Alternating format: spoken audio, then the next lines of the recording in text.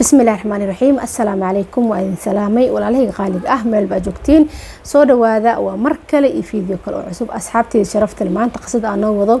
وجبر وننكي ذا هاي استياري حرحرو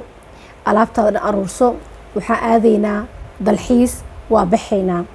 لكن سيدو أسي وذي وحوجي جورجي هويديت يابهد وضلق سيي وحونا هاي سدح هذا أي قبتها وناقتي اسكو مليسي إن dalxiis loo wado oo wadamo kale loo wado oo boorsooyinkeeda diyaarsatay kadibna kadis looga dhigay guriga aabaheed in dalaq la siiyay saddexdeedana laga daba tuuray maxay ku kasbatay maxaa sababay qisadeena ku ogaanayna soo dhawaaleey qaaliga afana daag cusub tahay subscribe isaar fiidooga like qurux badan isaar iyo si share gari hada iyo awoodid aan ku salino nabigeena suuban calayhi afdalu salaatu wassalaam allahumma salli wa sallim wa barak ala sidina muhammad sallallahu alayhi wa sallam soo dhawaada walaalahay qaaliga qisadan waa qiso aan maalin hore idinka balan qaaday qisadii ugu dambeysay aan soo gelinayay aan idin dhahayay xaasidka iyo dadka maseerka badan qisooyinka ku saabsan qiso kale intaan noo hayaa oo qisadan aan kusoo xijinaa insha Allah marka qisadii la soo dhaafay xataa waxay ahayd xaasidnimo iyo maseer ku jiray tana waa iyadii oo kale laakiin way ka duwan tahay macna kale tan way xabaarsan tahay marka soo dhawaaleey qaaliga ah haddana waxaan gudagalaynaa qisadeeni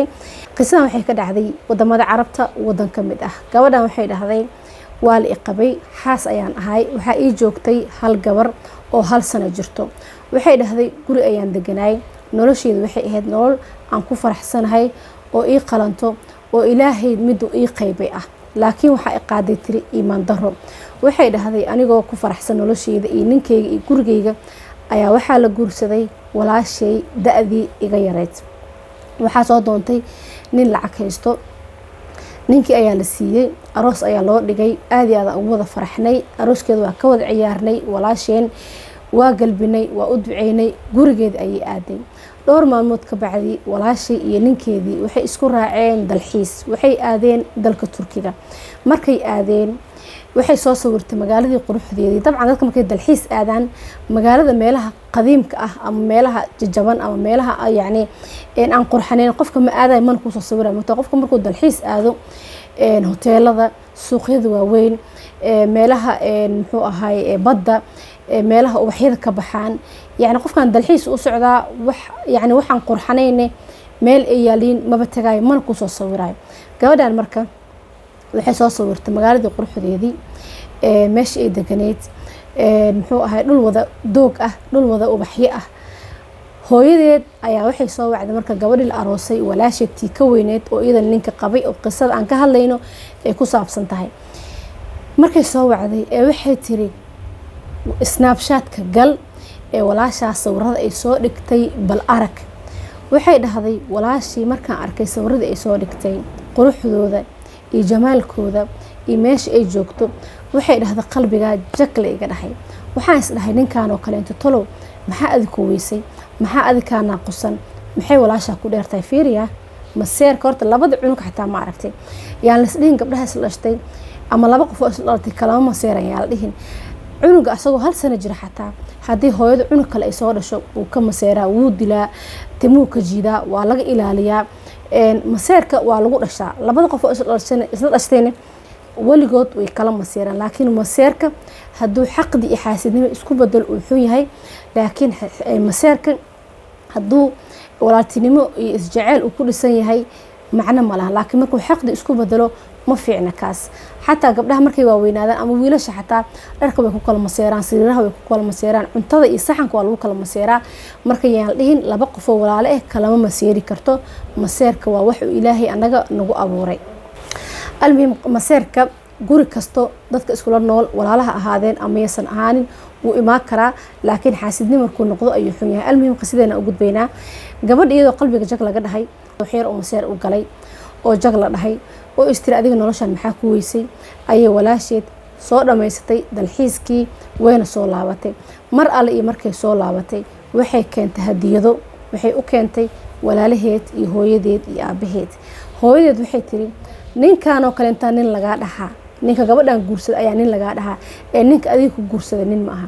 gabadheedii iyadoo qalan ayay sii qashay gabadheedii xoogaa iyadoo masiirsan oo maseer uu ku jiro oo markii horeba jag la dhahay ee haddana jag kale ugu dartay waxay tiri kanani laga dhahaa kan adiga ku qabo nin miya nolosha ku jirta arag gabadhan ninka guursada nin lacag haysto oo lacagta ku ciyaaraya aroosay almuhim gabadhii aroosada ahayd cideedu waxay ugu imaatay siyaaro ama salaan ugu imaatay waxay u noqotay magaaladii markaas loo aroosay qisadan oo idin sheegay waxay ka dhacday dalka Sacuudi Carabiya gabadha marka waxa loo guursaday magaalada Riyaad familkeedu waxay deganaa meel kale oo gobol ah oo ay yaani magaalada saas aan u weyn ahayn laakiin waxay soo sawirtaa magaalada quruxdeedii dabaqyada dhaadheer suuqyada quruxdooda dharka dahabka ay soo sawirtaa waxay soo dhigtaa snapchat-ka gabadhii la dhalatay mar walba snapkeeda la socotaa mar walba snapkeeda fiirsataa waxyaabaha ay soo dhigto gabadhii nolosha walaasheed ay ku naxsan tahay maseerahayo maantaba iyadoo gafuurka taagayso oo maseersan ayaa ninkeedii wuxuu ka yimid shaqo wuxuu yiri maxaa kugu dhacay waxay dhahday noloshaan arag nolosha walaashii ku nooshahay arag gurigayga arag dharkayga arag muxuu ahay yani telefoonkayga arag اسكو مقالن اني ولاشي maxay dheertahay horta wallahi aan horta walaashay khayr la jeclaalahay kooda ay axad oo bil aadan ah khayr la jeclaalahay laakiin ani mar walba waxa jeclahay qofka adiga nolosha aqla qaybsanaysid wuxuu haysto inaad ku tashatid nin kale wuxuu haysto uu naaqalenta kula nool yahay ma aha inaad ku noolaatid inaad kula ku tashatid maxaa yeelay ninkaas kale adiga kuma qabo nasiibkaaga waa ninkan laga yaabo xataa ninkaas kaleento waxyaabo kale inuu ku xun yahay dabiici ahaanta qaylada xagga jaceylka inuu ku xun yahay marka waxa laga yaabaa adiga ninkaaga farxad iyo qiimeyn iyo qadarin iyo wanaag inaad ku haysid waana waxaan lacag lagu helin almuhim waxay dhahday arag nolosha walaashay waxaan aniga nolosheeda nolol miya marka wuxuu dhahay istiyaari marka maseera ku jeeda istiyaari waa ku wada waxaan ku wadayaa dalxiis waxay dhahday ninkeygii wuu i waday dalxiis uu i waday wuu soo wareejiyay intii walaashay loo sameeyay inkastoo aan helin xogaa kasta aan ku qanacsan uu ii sameeyay gurigii ayuu dib iigu soo celiyay laakiin waxay tiri hal shay ma ogeyn aniga halkaas shayna wuxuu ahaay lacagtu ninkeyga ugu waday in ay ahayd lacag deyn ah aniga waxay tiri ma ogeyn inuu baabuurka ninkeyga uu wato baabuur deyn ah oo bil kasta wax yar ka dhiibo aniga ma ogeyn almiim waxay tiri guriga ayaan kusoo laabtay anigoo faraxsan dalxiiskana ku qanacsan waxay dhahday walaashay maalmo ka bacdi waxay aaday magaalada ama dalka Masar waxay booqatay nahru niil naharka niil la dhaho ama wabiga niil ay booqatay waxay kaloo tagtay sidoo kaleento ahraamaadka buuraha saddex geeska waa taqaynaa umaleynaa ay booqatay meelo qurux badan meelo yani qadiimi ah meelo taariikhi ah magaalada quruxdeedii cuntooyinka ay cunayaan dabcan nin taajir aroos gabadhan waxayna ku jiraan bishii malabka oo lacagtii ay ku ciyaarooyin almuhim waxay dhahday haddana sidoo kaleento snapkay soo dhigtaa snapkaasaan kala socdaa snapkan ka daawadaa waxay dhahdaa haddana maseer ayaa jag igu ah waxaan ka qiiroodaa nolosha walaashay waxaan isleeyahay adiga maxaa ku weysa noloshaas maxay ku dheer tahay maxaa gabdhaha adiga aad maxaa ninkan faqiirka u guursatay ninkeedana faqiir maaha laakiin nolosheeda nolol awalba ay ku qanacsan tahay oo aysan kasoo dacwoonaynin ahayd waxay dhahday marka haddana wuxuu imaaday ninkeygii anigii oo xanaaqsan markii aan arkay walaashay Masar markii aada iyo meelaha ay booqatay waa xanaaqay haddana waa maseeray wuu yimid waxaan dheeytir aniga noloshaan ma rabo طيب intuu ka keenaa ninkan waxa uu haysto waa ku nooshahay wuxuusan haynin intuu ka keenaa wuxuu dhasaas miya dalxiis ma rabtaa marka ina baxid ma rabtaa ha istiyaari waxay dhahday waa istiyaariyay anigoo faraxsan oo isdhahaayo gabdhaha faca laga daba geynaa meesha arta lagu soo marsiinaa waxay dhahday waa isdiyaariyay boorsooyinkeygii aniga iyo gabadheedii waxay dhahday sidoo ii sii waday wuxuu dalaq isiiyay gurigii hooyadii iyo aabahay ayuu dalaq isiiyay guriga markuu dalaq isiiyay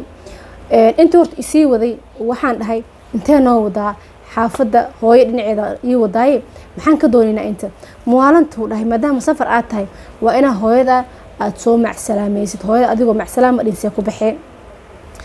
waayahay waa ku qancay warkiisii guriga hooyaan tagnay guriga hooyo markaan tagnay hooyo aan hore u galay boorsooyinka ayuu banaanka ii dhigay boorsooyinka markuu banaanka ii dhigay hortiisu u baxay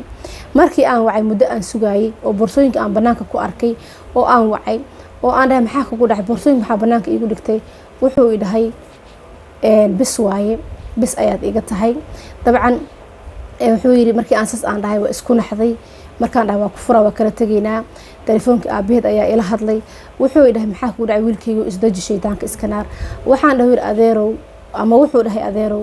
bis ayay iga tahay intaan ka badan ma u dul qaada karo waxaanan haynin aniga meelaan ka keenaya ma jirto tuugna aniga ma ihi nolosheen awal aan ku faraxsaneen gabadhaada sidii gabadhaada kale loo aroosay cagta dhulka inay ii dhigto way diiday way iwaashay marka gabadhaada 15 maalmood ka bacdi waxa uu imaanayso warqadeeda furiinka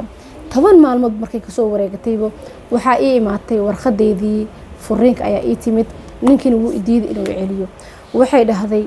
oo intii aan la dhacay naxtinta aan ka naxay waxaan noqday tir inaan marba salli ku taagnaado ilaahay aan baryo qof walba oo idulmiyay oo ninkayga igu diray inaan ilaahay ku dacweeyo dadkii iga dumiyeen guriga dabcan hooyadeed li hal mar dhahday ninkaaga nin miyaa ninkaan nin miyaa almuhiim in hooyad habarta maahan iyada lafteed way fududaatay almuhiim waxay dhahday waxaan tamanayay dhahday ama waxaan rajaynay xataa ama aan rabi lahaa inuu ii sameeyo gurigayga hore iska dhaafay dhahday noloshayda hore iska dhaaf teendo inuu igu aroos igu qabo qaymo waa teendada inuu qaymo igu qabo ta qaymo igeeyo muhiim waxay tahay ninkayga inuu ii soo laabto ninkayga inaan helo noloshayda aan helo aan tamanayay dhahday laakiin waxay noqotay wax mustaxiil ah ii soo noqonaynin almuhiim waxay dhahday saas ayaa igu dhacday gabdhahana waxaa fiican inay ka foojignaadaan maseerka macna darada ah ninkaagan waxaa fiican wuxuu ku nool yahay inaad ku noolaatid maseerka qof walba horto waa wax fitra ah oo qof walbaba korkiisa ama dhiigiisa ku jiro ama qalbigiisa ku jiro oo meel la geenayo ma jirto walaalaha way kala maseeraan laakiin ma ahan inaad dhinac xaasidnimada uu ku qaado ama inaad mar walba adiga rajaysid qofkaas wuxuu haysto inaad heshid laasim ma ahan maxaa yeelay guriga hooyada aabaha mawda joogtiin oo cambuur iyada loo gaday adigan lagu gadaayo ma ahan iyada nina maanta qabo adiga nin ayaa ku qabo maseerkan waxaa fiican inuu xad lahaado asxaabteeda sharafta leh qisadii maanta aan noogu talagalin ay ku egtahay fiidooga share gareeya like na saara subscribe na saara